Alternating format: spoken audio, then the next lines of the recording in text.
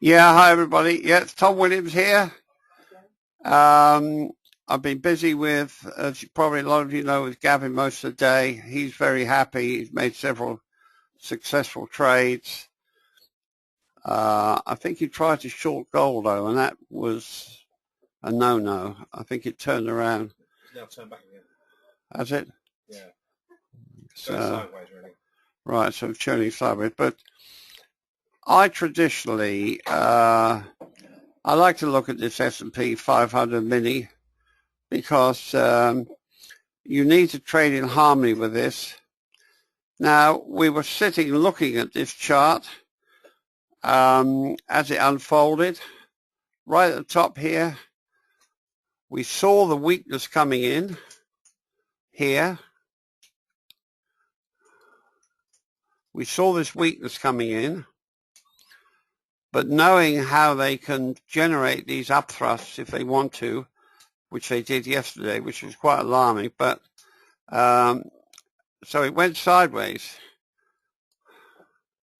Right, and then bang, up it went. Now, we actually witnessed that, and we told everybody this is now a weak market. Right there at that, and there's even a signal up there, automatic signal. Supply coming in. Which tells us supply is coming in. Read these dialog boxes, because there's a lot of information in there. We don't hold anything back. We tell you how the arrows, signals are formed. We tell you everything that we know. We don't hold back any secrets or information. And as I always say, if you hear people out there telling you that they have secrets that you'll only learn by going to those seminars or something, then you know you're being groomed for a con, because there are no secrets. And the reason there are no secrets, because there's too many clever people out there. Very, very clever people backed up with money. And believe me, if there was a secret, they know all about it, and they soon be trading it, believe me. So we saw this. It was fairly obvious. Look, up bar, weakness when it appears will appear on up bar, because professional money have to sell into a surge of buying. There may be some news on there. We don't know. The volume is high, look, ultra high. Right, it's closed well off the high. So, and plus we got this as well, preliminary weakness, we call that. Okay, so this weakness. Now the market fell one bar, right? A blue bar, up bars are colored blue, but even there, look, the volume is still high. There's supply present. Right now, the giveaway was this blue bar here. You'll find that in a weak market, you'll get the sign of weakness up here, which we've identified with the volume. But look, you'll always find, once these markets start seriously trending down, you'll see what we call a no demand up bar. It's up on a narrow spread, look, and look at that low volume. Look at it. The computer's colored it pink. Right? That means that the professional money are not interested as that market is marked up, even though it's not marked up very much. Why? Because they're all weak. When I say weak, they mean they're not interested in the bullish side of the market. You could actually always short those. So plummets down, and you will get no demand. I believe even that's no demand, look. And it's fallen off. Now what we're looking for is some sort of stopping volume. Now, admittedly, we've got a signal here that tells us, what's that say, Peter? Test after shakeout. What's it say? Test after shakeout? Yeah. Right, okay. So really, that is a shakeout there. They marked it down into fresh slope ground. It's closed well up over the halfway mark, but there's not a lot of volume. So that means there's not a lot of selling pressure in that market at the moment. But I would hesitate to say, right, jump in and go long on that. because even the next bar, look, it tends to be up on lowish volume. So we'll keep an eye on that though. Now, please ask your questions, because we like answering questions. Rita's there, poised over the computer screen, and she'll relay any messages, and Peter will also. I'll read it in my phone. Anything? I've got one. Well, all these are on this chart. Questions. Okay, on this particular chart, Tom, there's two questions I'll read now. David asks, with the green diamonds going up and the price is in decline, is this an up market or a down market? And also, when you talked about a no demand bar there, Priyesh asks, why is there no red signal on it?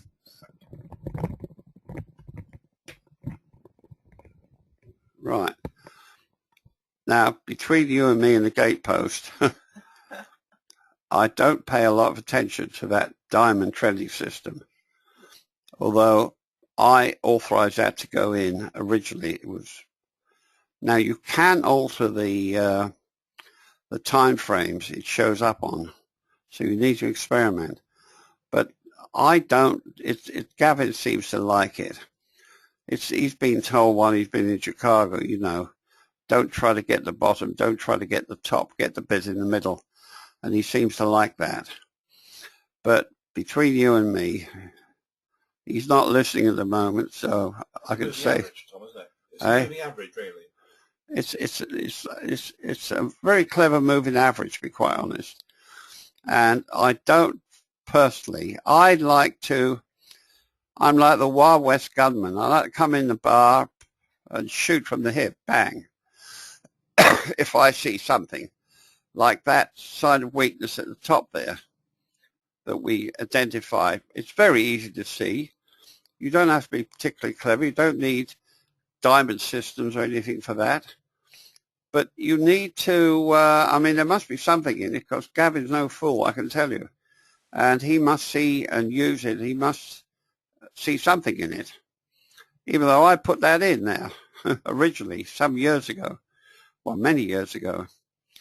But apparently it has a lot of use for a lot of people. But you can alter it.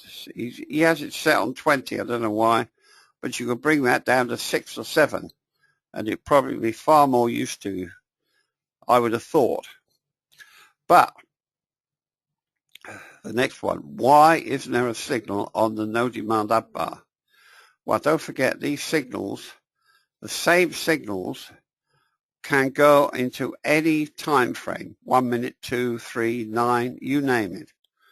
Okay, well, sometimes on some particular time frame, the parameters are not quite the same, and it doesn't show the signal. But excuse me. But you see, with these signals, when the signal does appear, you should study that very, very carefully and burn that into your mind of why that has appeared there. So when that parameter appears next time somewhere in the future, which you will do many, many times, you'll recognize it. The signals are just really, well, they're there for you, but they're also a guide, and they will tell you what a market looks like when it's weak. Now, at the top there, it's obviously very obvious, isn't it? It's gone up, massive volume, right? Signs of weakness just a few bars earlier as well. Close in the middle. But some of these no demand, you say, why isn't there a signal on there? There'd probably be a reason, which I can't delve in at the moment. I don't know. I might be able to see it quickly. Why is there a signal on that?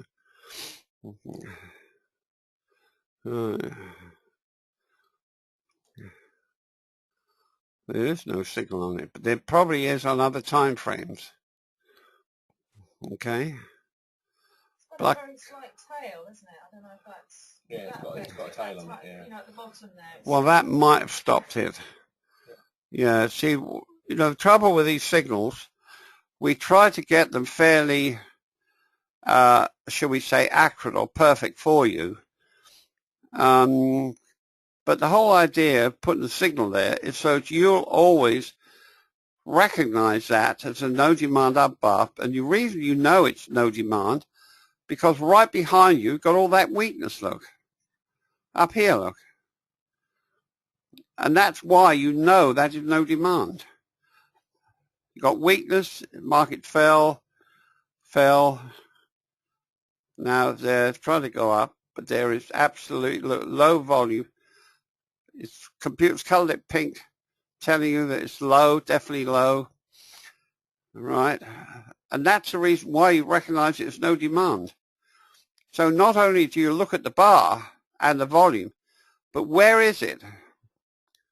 And if you've got weakness behind you, these lower prices look, especially weakness like that, looks close, virtually in the middle, look. And look at that massive volume down there, look. So that's definitely no demand. So you can see, it's very easy to see. You can short those with all the confidence in the world. Any other questions?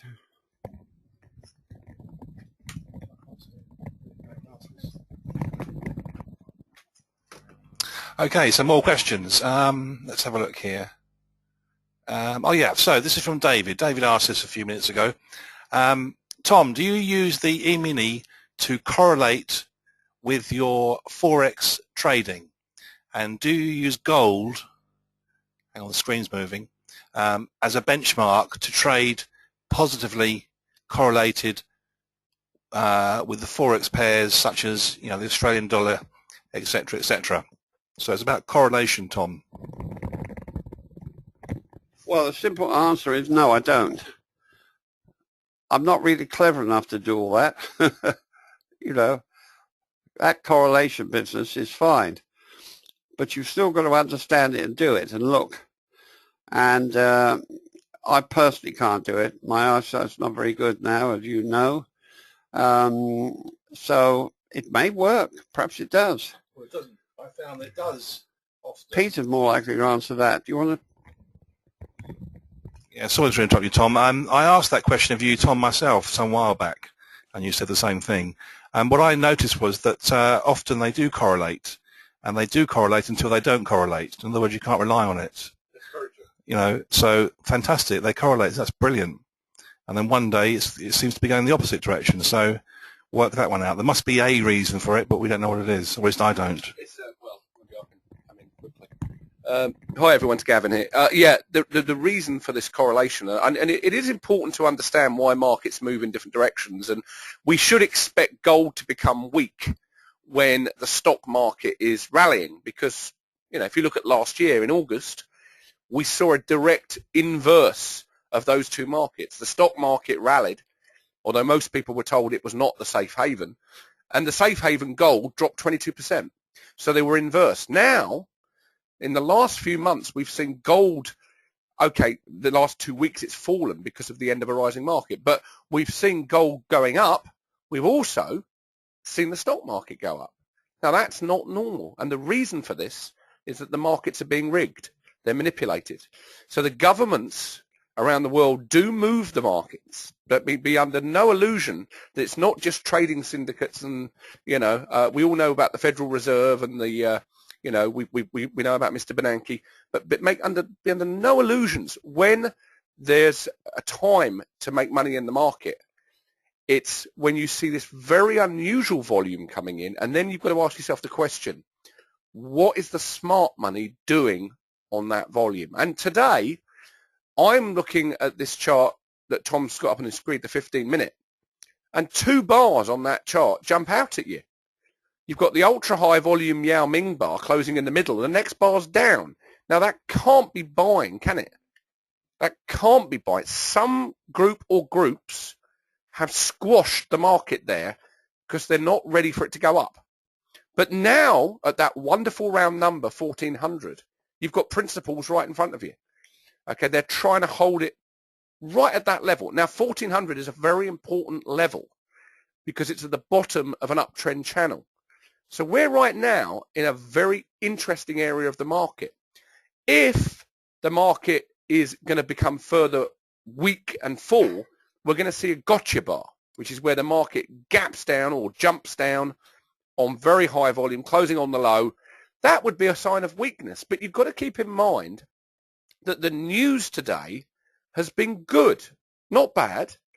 In fact, the news about the US economy is bullish. And yet the market jumped up at the open on ultra high volume. And the first things Tom said to us in the mentorship course, for those of you that were there, was quite clear. He said, look, supply is entering the market. Professional money are selling into this up move. And sure enough, lo and behold, look at the chart. It doesn't lie. The market's dropped some 12 points. So remember, when you see weakness, it'll appear on that Yao Ming bar that you see there. Ultra high volume, massive spike, but the key is the closing price at the next bar, because it closed in the middle, not the high, and the next bar closed on the low. That is not good at all for higher prices. Back over to Tom. Right, very good, Gav. Right, okay, so let's look at the daily chart, Peter, can we? What do you like, daily of the future? Yeah, we just look at the daily future. There we are. Now, as you know, I always really like to look at the future daily charts. We identified a lot of this running live before. I remember we noted this bar here, look, and I said whenever you see a widespread down close near the low on increase in volume as it rushes towards a former area of support. Now you've got two areas of support. You've got the trend line here plus this low here. That was an area of support. So I said that is a bearish sign. Right, so I think that bar there you ignore because it's Sunday. Right. Yeah, correct. But so we saw a blue up bar, look. Right. And again, we've got another widespread down with an increase in volume, look. And so now, down here, we are actually oversold. In other words, we are admittedly vulnerable to a pop-up, especially if it wants to hit this underside of this trend line. But right now today, look, there's not a lot of enthusiasm for the upside. If you notice, look, it tried to go up. It's given up the try to go up. It's closed down. It's now low. Of course, the volume is low at the moment because there's quite a long way for the market to run. But that's a daily chart. I talk about this in my newsletter every weekend. And it's interesting, these daily charts. I love them. Put the 15-minute back. Yeah. I think this question pertains to this chart we were on before from Samir. Where do you short on that chart? You're talking about weakness. Where do you go short? Where would you short? That to me is pretty obvious. Well, Gavin has his way sometimes. You know, he uses that diamond system, one thing or another. But I personally come into the bar, pull my weapon out, Well, and bang. As soon as I see that at the top, look, right, I'm going to go short on that, especially that. And especially because we've got some weakness in the back. But see, once you learn to read these charts, right, your skill as a trader will develop. And you keep plugging away at it. And some people get it very quick. Some people are a bit slower, which is nothing, which is natural. And your skill would definitely develop as a trader once you learn to read these charts. And remember, charts are language speaking to you. It's like a braille, really, a form of braille seen in the high, low, close and the volume or volume activity that's taking place. Remember, the volume is activity And on that activity, what did the price to the market actually do? And that's why we see no demand and shakeouts. And Can you draw a line, Peter, along that line there for me? Just put a line right under there. Below that Yeah, blue bar. right on the lower of the bar. Yeah, and I'll show Gavin's asked Peter to draw a line. Where are all the lines gone? You can Yeah, that's it. Correct. draw a nice line horizontally. Below the lower, the high volume bar, right on the lower of it, just there. It's really Yeah. cool right there. Yeah, or there. But that's fine. That'll do. There we are. Now, why have we done that, Gav? It's just the wrong colour. Yeah, do it in red. Oh, it's going to be in red. Yeah. No, that's not the one. Here. Yeah. Yeah, it didn't take up, that's all. Just hit horizontal line. Oh, that's why. That's it. Create horizontal line. That's it. Perfect. Okay, now why are we looking at that, Gav? I want to show you. Okay. Can I borrow the mic from you? What's that, the ice? Yeah, I'm going to show you something. Yeah, okay, hi everyone. So what is relevant about that line that we see? Okay, so there's three things actually that are relevant to that area at 1405. Number one, the market is marked up where the signal is, as you can see just here, and supply enters. How do we know that? Well, we look at two things. We look at the closing price and we observe the interaction with the next bar. The next bar closes on the low. Now look at those two bars carefully. If that was buying volume from the professional side of the market, the next bar could not behave in that manner. It wouldn't collapse on the low. Do you all agree with that statement, by the way? Do you agree with what I'm saying there? Just type in yes or no. That the interaction between those two bars is negative, not positive. Do you agree with that? Because of the massive volume that's coming, the activity is big, and the result is and again, this comes down to effort versus result. If the effort is in the volume on the previous bar, where the signal is, the result is horrible. It closes and collapses on the low. But would I short there? I personally wouldn't. No. But where I would, and actually did short the market earlier on, was actually on the the blue bar that goes back up to that level.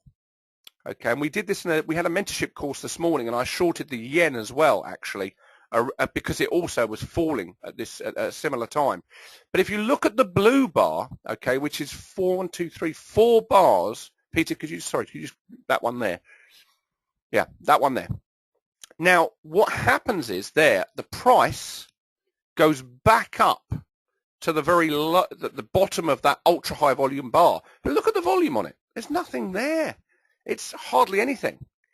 And that is no demand because of the professionals that have sold at 1405 have got no interest there at higher prices at this moment in time, because they are going for the round number, and the round number is 1400, and it's all about the numbers.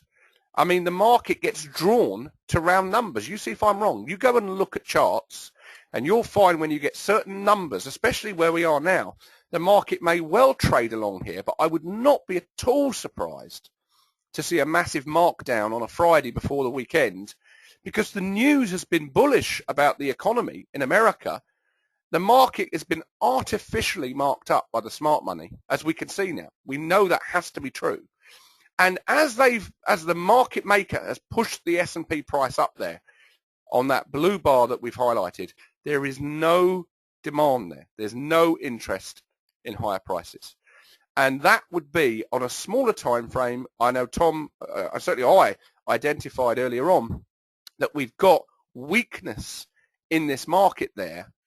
And I was expecting, actually, this morning as the market got marked up, I was looking for some sort of test to confirm that this market was going to have a rally. But in fact, the opposite happened. No demand appeared. But the key to the no demand bar that you see there, which we highlighted, the blue bar with low volume, is that it's at a level where you've got massive selling 3 bars behind it. So it makes sense. Markets do not go up on no demand bars. Tom, over to you. I thought you were going to bring in the Wyckoff terminology, you know, breaking up through the ice. I don't use that terminology, quite honest. But that line as Gavin drawn, you could visualize that as the top of the ice. And then the blue up bar is trying to go up through it. And there's no way it's going to go up through there on that no demand, low volume. But I don't use that, so I don't think you do. You need to worry yourself too much about that. Now, on the low here, this chart, right, we do have a sign of strength entered right there. And that looks like a shakeout. Yeah, test after shakeout. There's a question about that. There is a question on that one, yeah. Oh, test after shakeout. Can we read the question? Yeah, read it. It's from Grigory. The signal test after shakeout is a bit confusing. This signal looks as a shakeout, and I am not sure if this really looks like a test. It could be logical to see a shakeout before and then to mark the test as a test after shakeout. Hence the question, why is it called a test after a shakeout?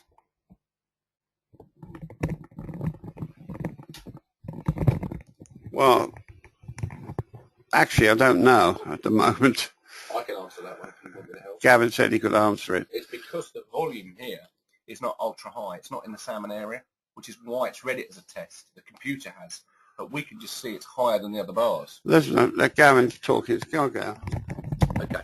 Sorry, I'll let Tom. I don't want to interrupt Tom's seminar, but I know how the program works, and what's happening here, Grigory, is that the software has read that the volume is high, but it's not ultra high on that down bar.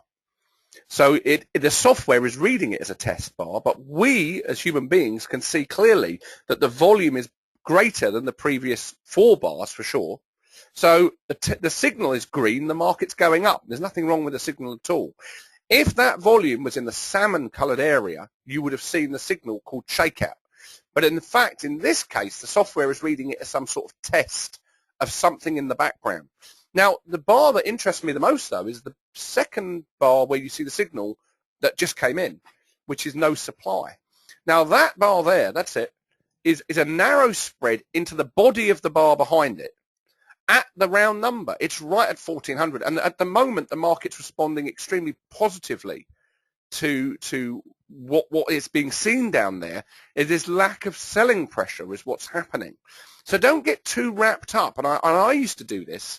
I would look at a signal with a number and go, oh, hold on a minute, what's this? Test of shakeout. But there's no shakeout to the left. But then I'd say to myself, hold on a minute, this is a computer we're dealing with. And it's got Tom's brain programmed into it. How would Tom analyze that bar? And then I'd say, oh, well, he'd look at it and say, well, the volume is greater than the previous 3 or 4 bars, which it is. It's closed in the middle and the next bar's closed higher.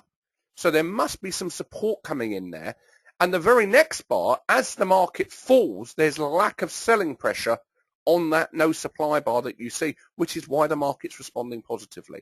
So don't get too wrapped up in oh, is there a shakeout to the left? And I know that's difficult for some of you to get your heads around because you all want absolute certainty about each indicator. And look, is the indicator wrong? No, of course it's not. Market's going up. Market's going up. And it makes sense to me why, because it's at the round number and professional money clearly at this moment in time, it may change, but at this moment in time, are not looking for lower prices at this moment. They're trying to support the market, which is why as it falls, they withdraw their bids or their sell orders on the no supply bar, and that's why you've seen a positive response to that signal. Here's Tom. You agree with that, Tom? Yeah, very good, Gav. Well, you taught me. Yeah, oh, right. Very good. Now, Peter, what I'd like you to do, can you remove that line now? Yeah.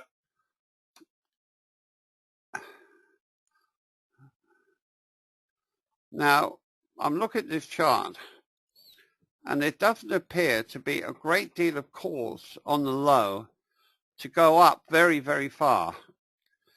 So when you see that, we know there was some heavy supply at the top on up here. Look, we know that hasn't disappeared, especially no demand and everything. There doesn't appear to be a lot of buying here. There is some signs of strength have come in, yes. Now, what I'd like you to do, Pete, if you can, draw a 50% retracement from the high to the low. Okay. And that 50% retracement seemed to work very well. The high and the low, 50%, it'll mark it. That's right. When I was with the syndicate, yeah, we always drew these retracements. That's where it's going to go to, very likely. Now, that's the line there, is it? Yeah. Yeah. Right. You'd expect this market to at least go there, to that retracement area. But there's not a massive cause here, is there? With this hanging over you here, look. You know, we don't see stopping volume, we don't see climactic action. We see what looks like a shakeout, yes, and a test. But that's what I would normally do. Draw 50% retracement and visualize that there's not a lot of cause here. It'll probably go up somewhere around here on no demand. But we'll watch it. Any more questions, Rita? Yes. Yeah. Thoughts? Good. Priyesh says that he trades spot forex, the pound and euro, and he says, I noticed that the tick volume on 4-hour and daily charts rarely show ultra high volume or even very high volume. So does this mean that VSA studies for this time frame are not accurate enough? Sorry, can you read all that again? He trades spot forex, Yeah. and he noticed... Gavin? Yeah, well, Good question. The best way to answer that is to show you a chart of the currency futures contract next to a spot forex contract, and then that will dispel the statement that you've just made, because I understand what you're saying there, but I can assure you when you put the currency future contract next to the spot, you'll be quite surprised. Let me show you. Now, have you got spot forex on this computer? Are you? I don't know if you're actually yeah, I don't think you have. Let me just have a quick look at the futures. Okay. Now, I don't know if Tom has got forex on this particular computer, but we'll try. Okay, so we're looking at the British pound at the moment. Can you all see that? There's the British pound. You've got a very high volume bar here in the currency futures contract, which is why it's actually come down, yeah. Now, I don't think Tom has the data. In fact, I know he doesn't on this computer. But at my event at 1 o'clock with Infinity Futures, which you can all come to, I'll put a link in the room shortly for you. I will show the correspondence between the currency futures volume and the spot forex volume. And you can rest assured that actually when you put the two together, you will be able to see when the activity is very, very high or very low on a 4-hour chart. And in fact, Priyesh, I'll actually use this example here in the pound because I actually shorted this earlier on. And in fact, when the yen, same sort of thing happened, I'll be able to show you 2 examples where we can see ultra high volume in the currency futures and ultra high volume in the spot forex market, which would confirm you can indeed use tick volume, and it does appear perfectly readable on a 4-hour chart. You've just got to know what to look for, and I'll show you that in my event, which is called Detective Holmes Follows the Smart Money, which starts in about 55 minutes time. And you can go to the Infinity website. In fact, if you could type that in, Rita, it's just www.infinitybrokerage.com and go to the events section, and you can register there for free. And I'll actually go into a lot more detail because I'll have the data on my computer. But yes, you can spot unusual activity in the spot forex market because the currency futures and the spot forex are arbitraged. They're not going to go in the opposite direction of each other. They're going to trade the same. And in fact, you'll see, go and have a look at your charts now. At 7 a.m. this morning, there was an unusual volume spike in the pound. It produced a signal in the spot forex chart in TradeGuider. It also produced a signal in the currency futures market. Remember, one of them, the currency futures market, has volume from a centralized exchange, which is the CME group. The other is using tick volume, or what we call activity volume, which comes from eSignal. Now, Tom, maybe you could explain that. How can that possibly work? You know, I'm asked this all the time about Forex charts. How on earth can you read volume in Forex when there is none because there's no exchange? Right. Well, that's been a question by many people. They just say, well, you can't follow Forex markets because there's no volume, but they're wrong. Because now, why isn't there any published volume? Well, imagine I'm Bank of America and you're Bank of England, right? We're both trading. But because there are no friends in the stock market, I don't want you to know what I'm doing. And the easiest and best way to do that is don't give out any volume figures. So all you see is a price movement, but you don't see any figures. But what activity volume does, it's a computer system that registers how often, right, the price changes on a bar. And that's all added up, and we call that activity volume. And that works because I've checked it and looked at it. I do have a program here, but it's so old-fashioned, we can't let it out because it's a tricky one. But we're looking at this pound right now, look, and lo and behold, immediately it jumps out at you, look.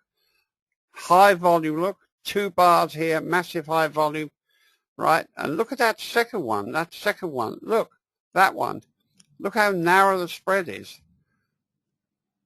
right? So you've got terrific high volume on the first bar.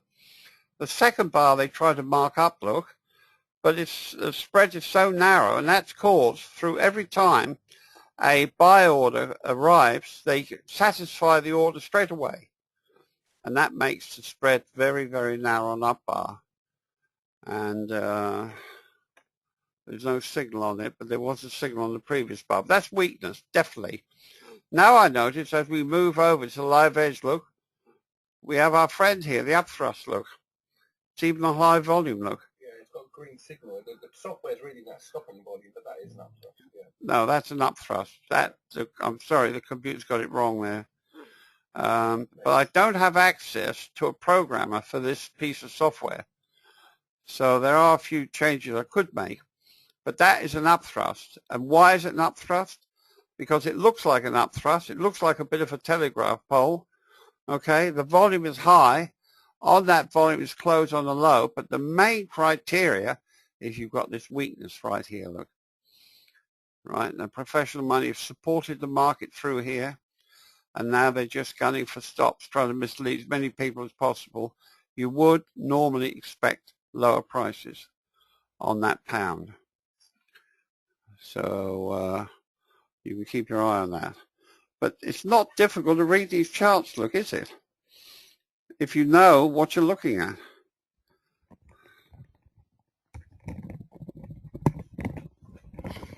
Okay, thank you, Tom. Let's see what other questions we've got here.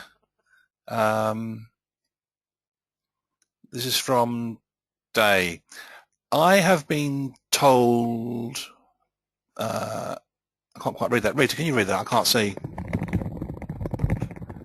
Okay, says, I have been told professional traders use pivot points a lot. Is there any truth in this? Yeah, that is true.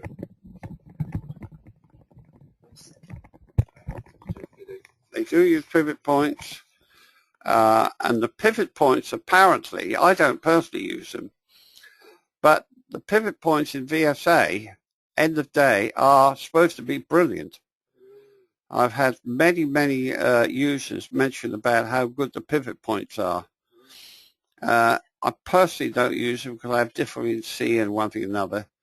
I can only really operate properly if I have somebody with me at the side of me, and sometimes I don't want that. Sometimes you like to be on your own. You don't want to be pushing it all the time. But I've heard over the years, it's been in there for several years, that the pivot points on the software, end of day especially, are very, very good. And I would not be at all surprised if professional people don't use them.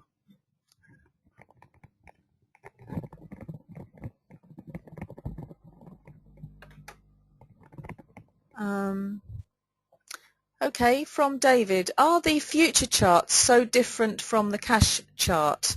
If so, does this pertain only to indices or also stocks and Forex? No, the charts all run together because there's literally, well, I wouldn't say an army, but traders that they call arbitrage traders. And that's how they make their money. They buy one and sell the other one instantaneously and make a profit from the price difference that they've noticed. That means that the charts move together. That's why if you put a future chart up and a cash, you'll see they both move up and down together. And that's the reason why. You've got these arbitrage traders. That's how they make their living. They have a special mathematical formula, which I'm afraid is way above our head because I believe you have to trade umpteen thousands and thousands of contracts to make it work. We're not usually interested in that. Any other questions?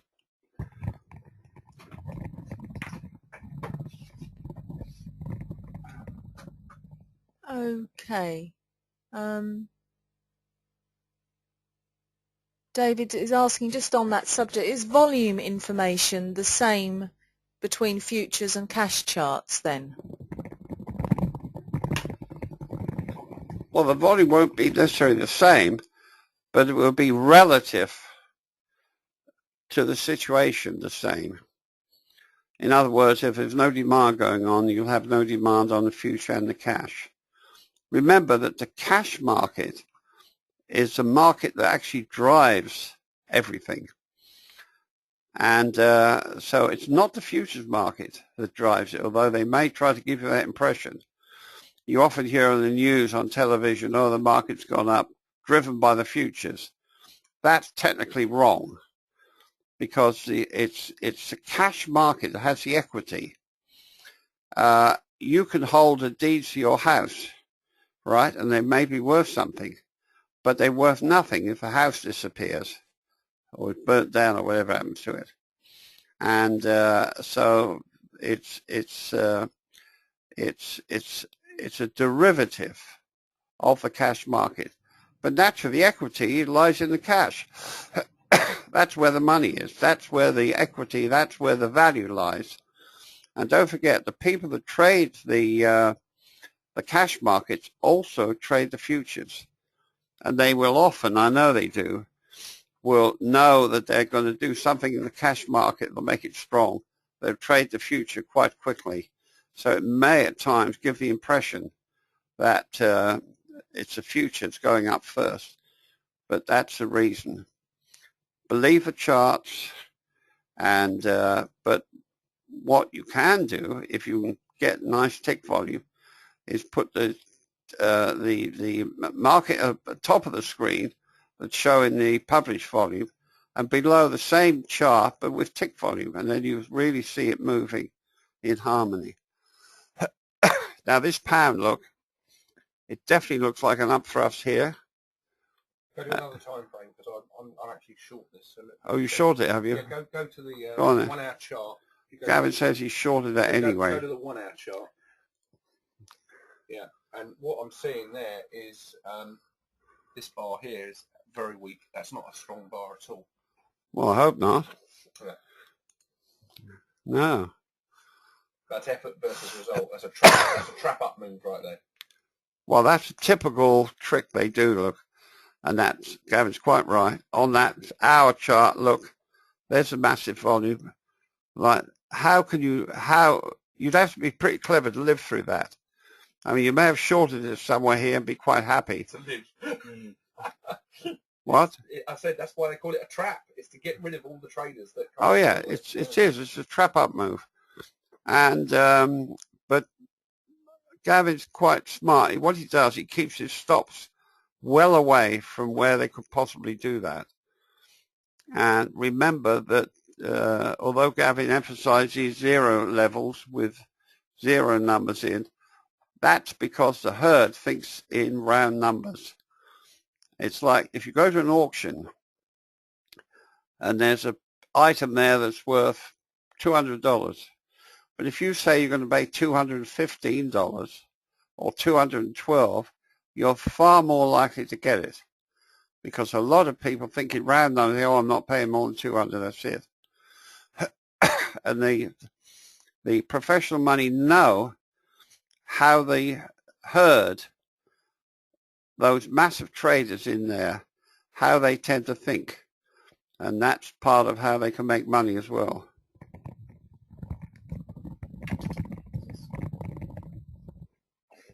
Thanks, Tom. Another question here. This one from Brian. Brian says, I find it difficult to understand why the close of a bar is counted as so important. In a sense, where it closes is arbitrary. It depends upon just where the bar happens to close. Closing price is everything. Well, I wouldn't say closing price is everything, but it is certainly important. And we can see that we're looking at our thrust. Where's the close? It's way down on the low. So it hasn't just closed anywhere. It's closed deliberately on the lows. We don't, for example, use the open because the only reason for an open is people that use mathematical formulas. And we don't use mathematical formulas. We use the art of supply and demand. And but the close is fairly important, believe me. Like even the next bar after that upthrust, that black bar, look, that's still showing weakness, look. It's gone up, look, on no demand. It's coloured back black because it happens to be a level bar. But look, they try to mark it up after they've seen this. And look at that low volume. That's no demand.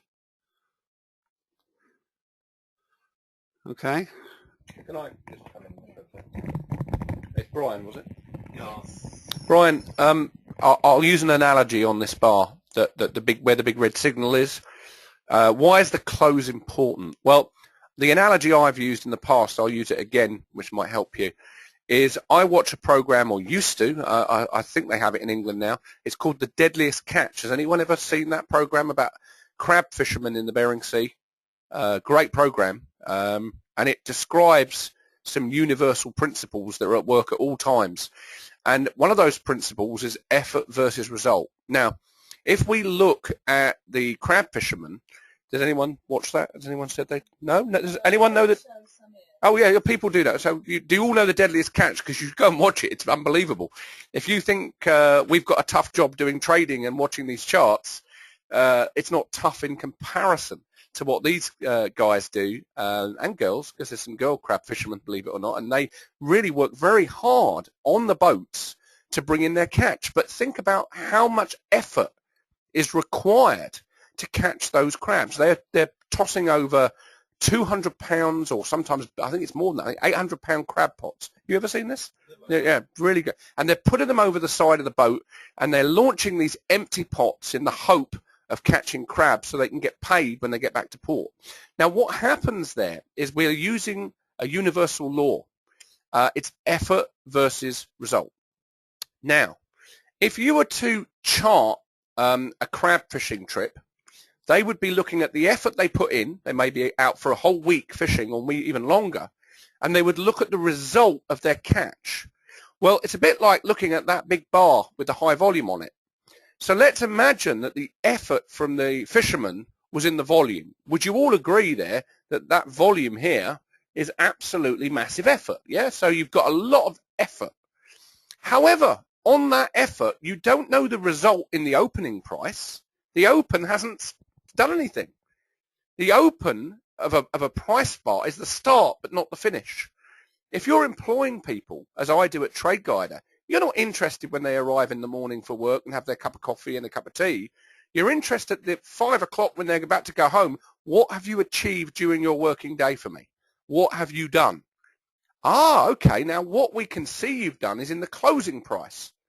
Because in all that effort to push the price up, the result was a close on the low of the bar with a very negative bar, which is the black bar that you see right next to it.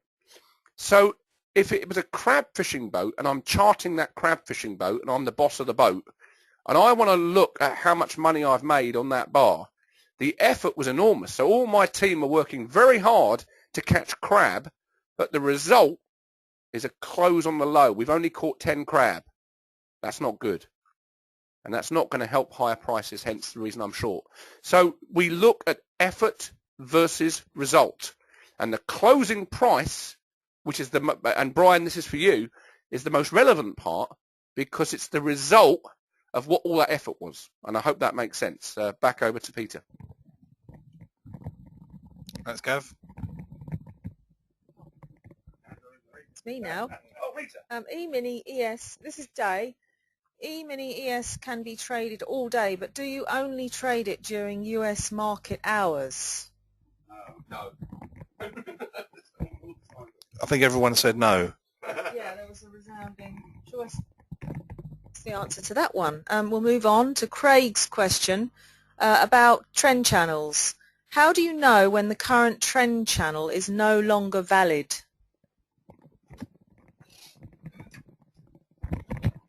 Well, trend lines do work, and a lot of professional traders actually trade on them.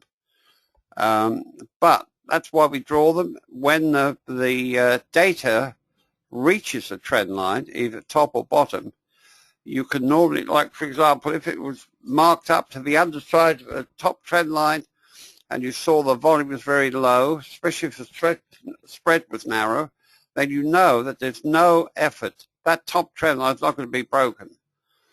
However, on the other side, if you saw a wide spread up on a slight increase in volume closing on the high as it rushes towards that top trend line, you can almost rest assured that top trend line is going to be broken.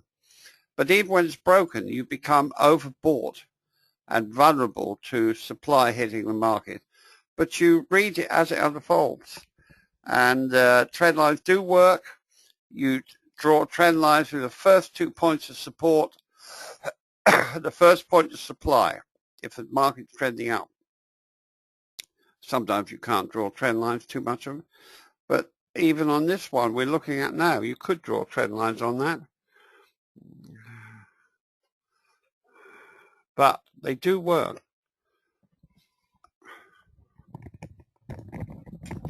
Okay, thank you, Tom. This question here from, is that Jean? Yeah, I think Yeah. that's on the daily chart that we had up, I think. Or the S&P. Yeah. Okay, so I'll read the question. So, Tom, when you see a bar forming within 5 or so minutes of the close, in other words, before it closes, like the high volume bar of 1430, do you short then before the close of the bar The day. of the day, or when the next day?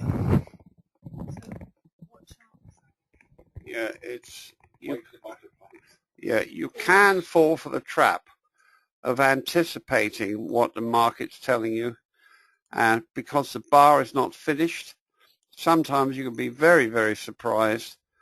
I've seen bars that look like upthrust, and suddenly the last few minutes it shoots up. It's no longer an upthrust, something else. So it pays to wait till the bar is actually finished, and then the next bar, of course, is a response to that. But that would be my advice to you, because we've all done it. We've all looked at the thing and said, oh, look at that heavy buying coming in, look. And the end of the bar, it's not heavy buy. It could even be selling or something. So always wait for the bar to finish and then see what happens on that activity.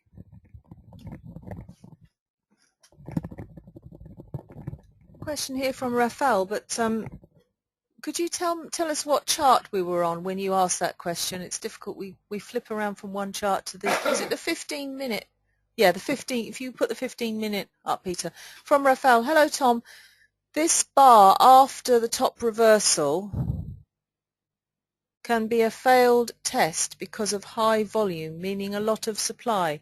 So do you mean, Tom, I think, Which one? hang on. Do you mean this one here, Yeah. Rafael? I've just got a third bar of the opening. Yes. Okay, so that bar, could it be a failed test because of the high volume? Right. Tom will explain to you that bar. That one? Yeah. Well, it looks nothing like a test. I mean, you barked up the wrong tree completely. It looks nothing like a test, to be quite honest. Although it has gone down to the, I see what you mean, yes, went down and it closed near the high. And he's saying it's got quite high volume. Well, it has. But the thing is that you've got serious sign of weakness on the two previous bars. And of course, if that, see, a test is normally down on a narrow spread, right? And the volume is low. Here it's not low, look, it's actually quite high. So there's a lot of supply present on that. But it's too wide a spread. A test normally has a much narrower spread than that. And of course the next bar is down. If you ever saw a successful test, if that was down on a narrow spread and that volume was low, then you expect the next price to be up.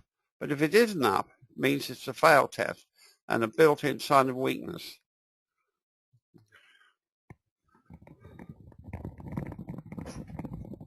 And a question from Steve. Can you specify quarterly charts on the software? Which I think is what you're saying. And the answer is no. We can do 1 minute up to monthly. As far as I'm aware, but I'll have to check with AJ. We might be able to do it. Yeah, we might be able to do it. If you don't choke, we can do it. If I don't choke, possibly we can do it. But currently, if you type in, 3M or something, as you're suggesting, that won't cut it. It won't do it. I'm sure it's possible, but currently no. Monthly is fine. Mm. You get more information from a monthly than you do from a quarterly. Yeah, so Gavin's saying monthly is a good time frame if you're looking at the longer term. Any more questions before Tom winds up? We have our Indian. We have our takeaway. You can do it, but you have to modify. You can do it, but you have to modify the data at Metastock. Oh, okay. So we're looking at getting data from Metastock. It can be modified in that fashion. Okay. That's from Edmund. Thank you, Edmund. I didn't know that. Thank you, Edmund. Steve says thanks. Okay, so no more questions. We'll say that's it, I think. So, Tom, have you got any final words or? Well, thank you very, very much for listening, and keep plugging away at it, keep concentrating, and if you don't get it all now, you will do in the future, I can assure you. And just keep in mind, you're looking at supply and demand, you're looking at what the professional money is doing on the other side of the trade, and when we talk about professional money or smart money, we're talking about traders that throw in 4,000 or 5,000 contracts into the arena while they're trading. So that's why you get this terrific heavy volume as they're loading or unloading their holdings. And they use anything devious they can think of or have an opportunity to do, and they will do. And the market has to have more losers and winners to work. You would not get these tradable moves up and down if everybody is a winner. So please keep that in mind. I only tell you that so you tread very, very cautiously. And but it's there. And if you, it's best to wait until you definitely see the principle appear. That's why I always say wait for your bus to appear. Don't just jump in unless you definitely see a clear principle, like that one on this at the top of the chart there, or even this here. It's a bit of a principle. Look, some strength come in, although it's not responding all that much at the moment. But we would expect that to go to the halfway lot. Anyway, I say thank you very, very much for listening. And on behalf of Gavin, a trade guider, and Peter and Rita, who helped me, I'll say good night. Welcome to GoToWebinar, web events made easy.